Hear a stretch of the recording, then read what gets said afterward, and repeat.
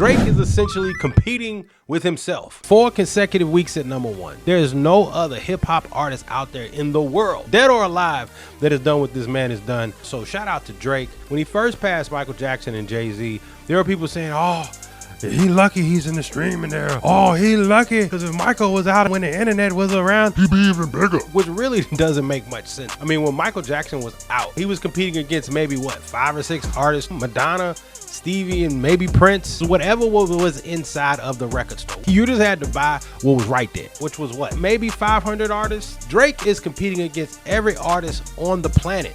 There's over 100 million songs right now on Spotify. 100 million, that's not an exaggeration. Just an infinite sea of music out there. You think Drake would have been less successful if he had less to compete with? Back in the day, if you were in Sam Goody or Tower Records, if Drake was in those stores, he would have had what, maybe 30 total hip hop artists to compete with, and now he's got a legit 300,000 hip hop artists to compete with. In the digital era, in the streaming era, in the attention economy, I think Drake would have been just as popular, if not more popular, back when you had to actually physically sell records. For 20 bucks a year, DistroKid, TuneCore, you could put your music right next to Drake's for $20 damn.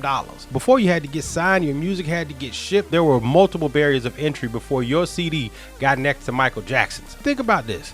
1,500 goddamn streams to equal 1 sale. I'll probably listen to Iceman maybe 40 times. Iceman has 18 songs on it. That's 720 streams. I'm not even halfway to a sale yet. Whereas if all you had to do was back in the day was go down to your local Tower Records, take about 30 minutes to go down there and spend 15, 16 bucks, and that count for a sale. But I've listened to this album about 40 times. In addition to Habibti and Maid of Honor, I still don't even account for 1 damn regular ass sale. Drake ain't moving out 1 unit with me. And you're telling me right now that it's easier with the internet era, with the attention economy, with Drake competing against YouTube, podcasts, Netflix, Instagram, and TikTok.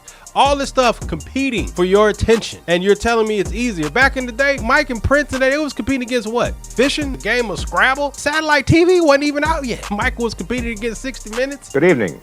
This is 60 Minutes. And again, I'm not telling you Mike ain't great. Mike's my favorite. I'm just simply saying, let's not act like Drake's got it easier, because Mike would have been great in this era too. I'm just not quite sure if he would have been any bigger. I mean, Michael was running around with the whole armed forces from Taiwan, and I think he was aided by the scarcity of options. And that might have been a good thing, because we got a chance to really process his greatness. And here's another thing that nobody's really talking about. I think that all the artists, all of them, are being played, because back in the day, at least you had a separation in power, or church and state, with the labels not being in cahoots with the distributors and also being separate from Sam Goody or Tower Records. Now you have the 3 major labels and a distributor all in business together. Warner, Sony, and UMG all are equity partners in Apple Music and Spotify. That's right. The label is the distributor, and the distributor is the label. They are in business together. They are equity partners together, which means they have every incentive to reduce the number given to the artist so they can split up that streaming money amongst themselves. So whatever number Spotify or Apple Music is reporting to UMG, they are monetarily incentivized to reduce that number to the artist, because even if the artist wanted to audit the label's only giving them the numbers that they're getting from Spotify, which is, it's both in their best interest to reduce that number, because that's less they have to split up with the artist. Because again, they function in effect as the same company, okay? If they have more streams to divvy up amongst themselves without reporting that to the artist, the richer they get. At least back in the day, during the physical unit era, you at least had a better tracking system as well. Now it's just all data. So even if the artist wanted to audit the label, there's no way to really run a functional digital forensic audit that the artist could actually have confidence in. They've bundled the metrics, and the streaming and everything kind of works all together. It's still fuckery though. Tell me why. It's the labels, you know. We can't track or monetize fully what the stream or what this means or what backdoor deal that they're cutting with Spotify, with Apple. It's a trickle down. You understand? So you don't feel Apple like it's gives the transparent Universal enough. Music Group $250 million because that's their royalty check or whatever for the streams.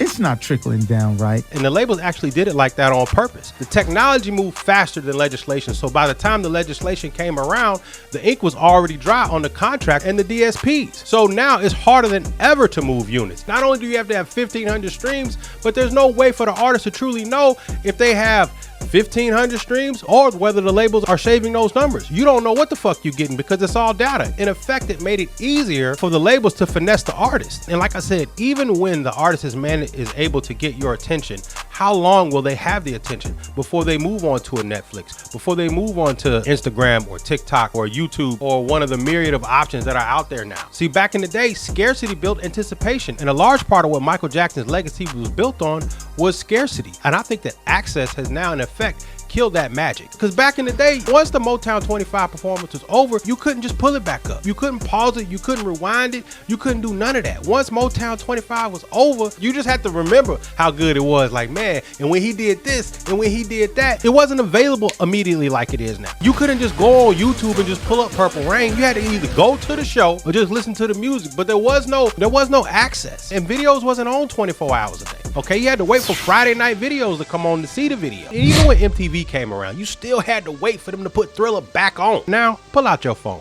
Every performance ever in the history of ever performance evering is ever right here. That access has killed the magic that a lot of the artists in the 80s lived on and the 90s lived on and previously. When Billie Jean came on, when Michael came on, when Stevie came on, when Madonna came on, you stopped what you were doing because you didn't know when you was gonna see it again. So the next time you hear of any artist, right now it's Drake doing something great, somebody goes, oh, that's just because they had the internet. I think it's fair to ask, would Michael have done the same numbers or Prince have done the same numbers if they were competing against 100 million other songs? A potentially rigged DSP system where the label and the retailer and the distributor are all the same thing, in a system that was created functionally to keep the artist in the dark from reporting the actual real numbers to the artist. I think they're all getting screwed, not just Drake or Kendrick or Taylor Swift. I think they're all getting screwed. And in addition to Drake and other artists competing against this rigged system, against this new rigged system, ask yourself, would Michael be as popular if he was competing against a TikTok, Instagram? A generation, I think I can confidently say, that has been